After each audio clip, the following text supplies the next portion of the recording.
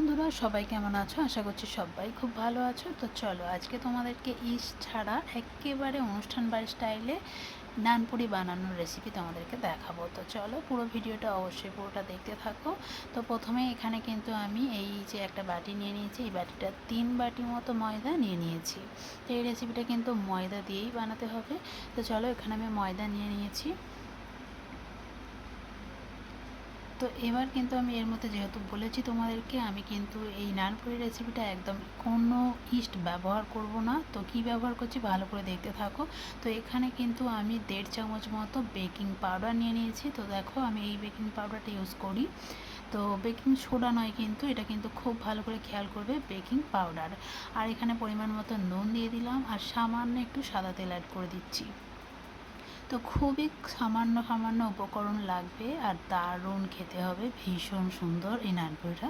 তো চলো এখানে আমার আবার একটু নতুনত্ব ট্রাই না করলে হয় না। তো আমি এখানে কিছুটা কালা জিরে ইউজ করেছি, এটা কিন্তু বেশ ভালো টেস্টও আনে আর দেখতেও ভালো লাগে। তো এখানে আমি দেখো 1.5 চামচ মতো চিনিও অ্যাড করে দিলাম।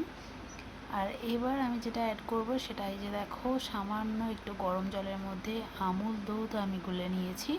ওই তুমি 15 গ্রাম মতো আমুল দুধ এখানে আমি গুলে নিয়েছি, তোমরা চাইলে লিকুইড দুধও দিতে পারো। আর এখানে এবার কিন্তু আমি একটু টক দই অ্যাড করছি। তো এখানে আমি আমুলের যে প্যাকেটের টক দই, সেটা আর 200 গ্রামের প্যাকেট ছিল, অতটা লাগবে না, 50 গ্রাম মতো লাগবে। তো আমি নিয়ে নিয়েছি। এবার কিন্তু ভালো করে এটাকে মিক্সড করে এটা ভালো করে একটা ডো বানিয়ে নিতে হবে। তো খুব ভালো করে কিন্তু থেসে থেসে মাখিয়ে নিতে হবে। যেহেতু আমি আমুল দুধটা গরম জলের মধ্যে গুলে নিয়েছি, তাই কিন্তু এখানে কোনো রকম জল আর আমার লাগছে না। তো তবুও যদি তোমাদের মাখানোর সময় মনে হয় যে একটু জল লাগবে, অ্যাড করতে পারো, তবে সেটা কিন্তু গরম জল অ্যাড করো। তো দেখো এখানে কিন্তু আমার ডোটা খুব ভালো করে মাখানো হয়ে গেছে। এটা কিন্তু খুব বেশি শক্ত হলেও হবে না, ঠিক এরকম দেখো একটু হালকা নরম মতো হলো। তো এখানে আমি কিন্তু ঢাকা চাপা দিয়ে এটা 1 ঘন্টা মতো রেখে দিয়েছিলাম। তো চলো 1 ঘন্টা পর এটা খুলে আমি এবার কিন্তু লেচি বানিয়ে নেব। তো এই যে নানপুরির রেসিপিটা, মানে তোমরা অবশ্যই কিন্তু পুরোটা ভালো করে দেখতে থাকো, কোথাও স্কিপ করবে না, নাহলে কিন্তু হবে না। তো এদিকে দেখো বেশ বড় বড় একদম রুটির মতো করে লেচি বানিয়ে নিয়েছি, কারণ নানপুরির লেচি কিন্তু লুচির মতো ছোট ছোট লেচি হলে হবে না, রুটির মতো লেচি নিয়ে করতে হবে, তবে কিন্তু একটু মোটা মোটা আর একদম নরম নরম তুলতুলে নানপুরি তৈরি হবে। তো চলো হাত দিয়ে বেশ ভালো করে কিন্তু মসৃণভাবে আমি গোল করে নিয়েছি। এবার চলে এসেছি ভাজার দিকে। তো চলো কড়ার মধ্যে আমি দিয়ে দিচ্ছি সাদা তেল। তেলটাকে এবার গরম হতে দেবো। তো ওদিকে তেলটা গরম হতে থাক, এদিকে আমি এবার কিন্তু লেচিগুলো একটা একটা করে নিয়ে বেলে নেব।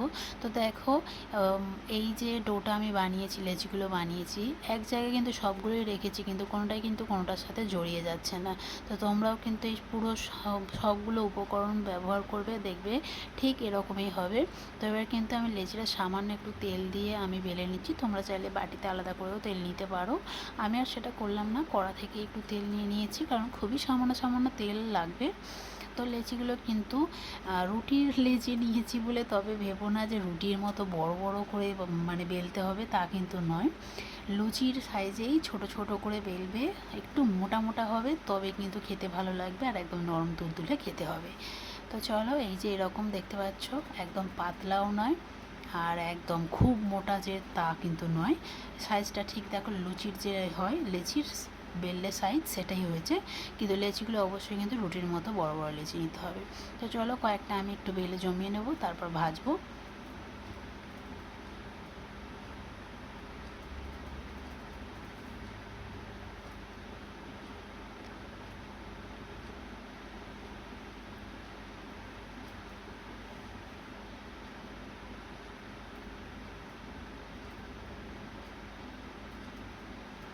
তো এই নানপুরি বানানোর সময় তোমরা কিন্তু অবশ্যই মানে ময়দাটা মাখিয়ে যদি হাতে সময় থাকে 1-1.5 ঘন্টা রাখতে পারলে খুবই ভালো, আর যদি নাও থাকে তাহলে কিন্তু অন্তত 1/2 ঘন্টা অবশ্যই রেখো, তবে কিন্তু এটা বেশ ভালোভাবে লেচিটা তোমার তৈরি হবে আর কি।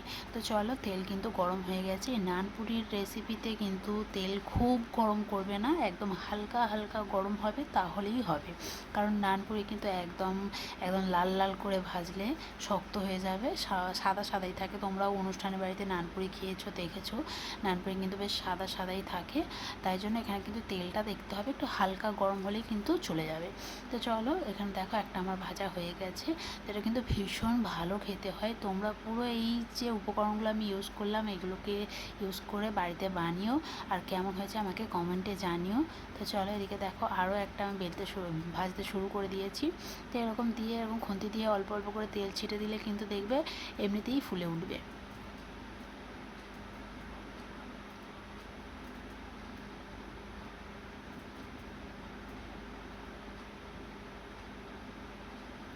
তো আরও একটা নানপুরি আমার রেডি হয়ে গেছে। তো চলো, এইভাবে কিন্তু প্রত্যেকটা আমি ভেজে নেব। আর খুব বেশি কিন্তু কড়ার মধ্যে রাখলে চলবে না, কারণ এটা কিন্তু লুচির মতো ভাববে না একদমই, যে মানে লাল লাল হলে খাস্তা খাস্তা হলে খেতে ভালো লাগবে, তা কিন্তু নয়। এটা কিন্তু সাদা সাদা হবে আর নরম তুলতুলে হবে, তবেই কিন্তু খেতে ভালো লাগবে।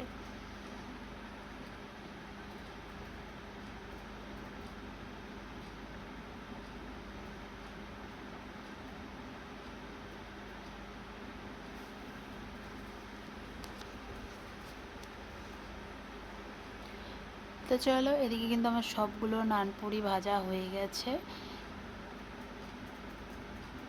আর এদিকে আমি নানপুরির জন্য একটু কষা কষা আলুর দম বানিয়ে নিয়েছিলাম। তো চলো, এবার খাবার পালা। তো সত্যি বলছি, এই যে নানপুরিটা এত টেস্টি হয়, তোমরা বাড়িতে না বানালে বুঝতে পারবে না। দেখো, দেখতেই পাচ্ছ কতটা সফট হয়েছে, একদম মানে নরম তুলতুলে। তো এই রকমই হবে, তোমরাও বানিও আর দেখবে দারুণ দারুণ হয়েছে সত্যি, মানে এত টেস্টি যে কী বলবো। ভীষণ ভালো খেতে হয়েছিল। তো চলো, আজকের মতো এই পর্যন্ত, টাটা।